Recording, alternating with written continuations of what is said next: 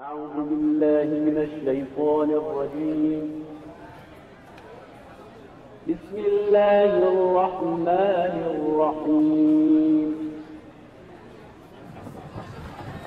الحمد لله رب العالمين. Oy benim yavrum, aslan oğlum, nasıl bıraktın beni? مالك يوم الدين.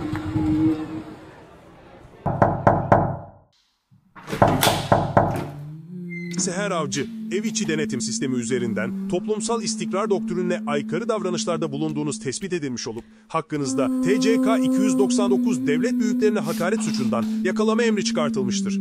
Savcılık öncesi değerlendirme işlemlerinizin yapılması için bizimle Toplumsal Denge ve Anayasal Bilinç Enstitüsü'ne gelmeniz gerekmektedir.